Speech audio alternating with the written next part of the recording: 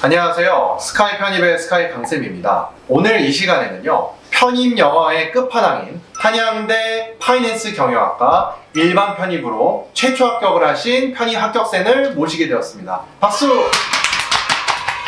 네, 제가 오늘 이 자리를 좀 마련한 이유는요, 편입 영어에 대한 문의도 저희한테 좀 많이 오고 계셔서요, 편입 영어에 대해서 아예 노베이스였는데 1년 만에 이렇게 편입 영어의 끝판왕을 찍은 케이스가 있어서 제가 그 노하우를 여러분들께 공유드리고자 이 자리를 마련하게 되었습니다. 오늘 인터뷰하시는 저희 나호성 합격생분께 간단하게 자기소개 한번 부탁드리도록 할게요.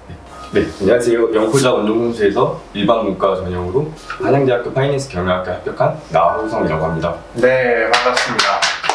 방금 전에 그 영포자에서 파이낸스 경영으로 합격했다고 하셨는데 그 영포자라는 그런 의미가 어떤 건지 궁금해서요. 저는 말 그대로 시작할 당시에 오형식도 까먹은 말 그대로의 노베이스를 말한 상태였어요. 그러면은 그 1년 만에 이렇게 아예 노베이스에서 진짜 합격했다고 하셨는데 실질적으로 왜 그렇게 영어를 그 이전에는 기회가 없었는지. 제가 고등학교 때까지는 운동선수를 준비를 하고 있어서 고등학교 때 영어를 당연히 배울 기회가 없었고 체대를 진학해서 사정 때문에 이제 수능을 보게 됐는데 그때 영어를 잠깐 공부했었던 거 외에는 공부할 기회가 사실 많지는 않았습니다. 영어 공부에 대한 미련이 남아서 작년에 이제 편입을 하게 되었고 편입 영어 공부를 처음 하게 됐습니다. 그러면은 거의 편입 영어를 처음에 시작할 때는 토익 점수가 거의 뭐 400점도 안 되는. 애초에 봐본 적도 없을 정도로 정말로 노베이스 상태라고 보시면 되실 것 같아요. 그러면은 그렇게 노베이스 상태로 얼마 만에 합격을 하신 건가요? 정확히 말하면은 작년 3월에 시작해서 올해 이제 1월에 시험 볼 때까지 한 9개월에서 10개월 정도 시간 만에 합격을 하게 된 것 같습니다. 영어가 아예 노베이스였는데 9개월 만에 합격을 딱 하신 거네요. 이런 사례가 사실은 되게 흔치는 않는데 이렇게 9개월 만에 영어 베이스가 없는 상태에서 한양대 일반 편입으로 합격할 수 있었던 본인만의 비결을 한 두 가지로 꼽는다면 혹시 좀 얘기해 줄 수 있나요? 크게 두 가지로 꼽자면 한 가지 측면은 생활적인 측면, 두 번째 측면은 공부적인 측면이라고 볼 수 있는데요. 첫 번째로 생활적인 측면이 공부보다도 일단 우선시 되어야 된다고 생각해요. 어떤 시험이든지 간에 마찬가지겠지만 규칙적인 생활 습관을 통해서 많은 양의 공부 양을 확보할 수 있기 때문에 저는 시험 보기 전까지도 새벽 6시에 일어나서 매일 11시에 잠드는 규칙적인 생활 습관을 유지하려고 노력했습니다. 그러면 하루에 그 편입 영어 공부를 몇 시간을 하신 거예요?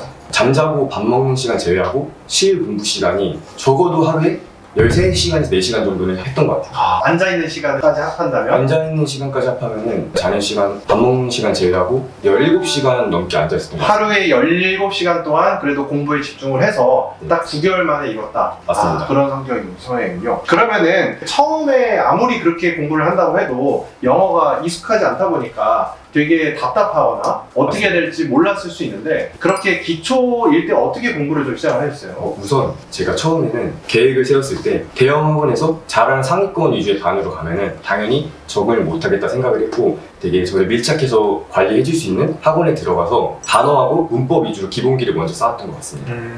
영어를 초반에 처음 시작하는 사람들은 단어랑 문법부터 시작을 하는 게 좋은 건가요? 네, 맞습니다. 사실 단어도 본인이 편입 영어의 수준이 되지 않는데 무작정 편입 영어 단어장을 사서 하시는 분들도 있는데 고등 단어, 편입 단어도 1회독 때는 기본 어휘들, 두 번째는 동의어, 반의어, 세 번째는 곁에 달린 수거들 이런 식으로 차근차근 단계대로 밟아가는 게 좀 좋다고 생각합니다. 그러면 단어를 하루에 한 몇 개 정도 외우신 건가요? 하루 기준으로는 모르겠고 작년 한 해에 10,000개에서 20,000개 정도 단어를 외웠다고 확신합니다. 10,000개에서 20,000개요? 서성안을 가려면 저는 적어도 그 정도는 외워야 된다고 생각하고 있습니다. 그러면은 단어는 이제 10,000개에서 20,000개를 그냥 외우면 되지만 사실 문법 같은 경우에는 이미 중학교 때도 해보고 고등학교 때도 해봐서 아는 것 같지만 다 아직 못해서 문법에서도 어려워하시는 분들이 좀 많을 것 같은데 문법을 어떻게 또 공부 시작하셨나요? 학생분들이 문법을 그냥 개념적인 거, 적용하는 거, 문제 푸는 거죠. 따로따로 생각하시는 경향이 있는데 오히려 저는 반대로 생각했어요. 물론 학원에서 개념 강의 한번 듣고 나서 문제를 풀 때 거기서 요구하는 개념 싹 다 적어놓고 동시에 학습하는 방법을 통해서 개념과 문제풀이에 적용하는 방법까지 동시에 학습을 했던 것 같아요. 유기적으로 결합이 돼야 문법을 결국엔 잘할 수 있다고 생각합니다. 본인만의 노하우로 이루어낸 결과물이라고 보면 되겠네요. 맞습니다. 이거는 되게 좀 좋은 정보일 것 같습니다. 그러면 처음에 문법이랑 단어를 시작을 하는데 그 이후에 편입 영어는 뭐 독해도 있고 논리도 있잖아요. 그런 부분들이 언제 독해, 언제 논리로 좀 넘어갔는지도 간단하게 설명해 주시면. 이것도 학생분들이 그냥 시작하실 때 논리하고 독해를 보통 같이 시작해서 단어, 문법, 논리, 독해가 편입영어의 큰 네 가지 분야인데 이걸 한 번에 하는 것보다 저는 구문 분석이 좀 자연스럽게 될 때까지는 논리하고 독해를 하는 거는 시기상조라고 생각해요. 단어하고 문법이 돼 있지 않은데 논리하고 독해를 먼저 배운다? 약간 밑 빠진 독에 물 붓는 느낌이라고 생각하기 때문에 어느 정도 단어하고 문법이 다져지고 나서 스스로 구문 분석이 될 때쯤 논리 독해를 시작해야지 가장 큰 효과로 학습을 할 수 있다고 생각합니다. 그러면 이제 하루에 15시간 정도 공부를 하시면서 했을 때 구문에 대해서 좀 이해가 되는 건 몇 개월 정도 시간이 필요했었나요? 사실 저는 노베이스였기 때문에 처음에는 한두 문장? 짧은 문장조차도 저 혼자 이해를 못했어요. 그렇기 때문에 적어도 문법이 한 2, 3회도 개념서가 2, 3회도 되고 제가 그 개념을 적용해 보고 나서 적어도 4개월이 지나고 나서 이제 스스로 논리를 그나마 조금 해석을 할 수 있었다. 그래서 한 4개월 정도는 너무 성급하게 논리하고 독해에 들어가지 마시고 단어하고 문법을 처음에는 쌓는 시간을 가지시면 분명히 도움이 될 거라고 생각합니다. 그리고 그 생활적인 부분에서 좀 더 여쭤보자면 미리 사전 인터뷰했을 때 이제 플래너에 대해서도 되게 중요성을 말씀을 해주셨습니다. 그래서 공부를 할 때 그냥 의지만 갖고 하기도 하지만 플래너라는 것에 대해서 학생분들이 좀 많이 모를 것 같은데 한번 조언을 좀 자세히 해주시겠어요? 사실 저는 작년에 월, 주, 일 단위로 플래너를 꼭 작성했는데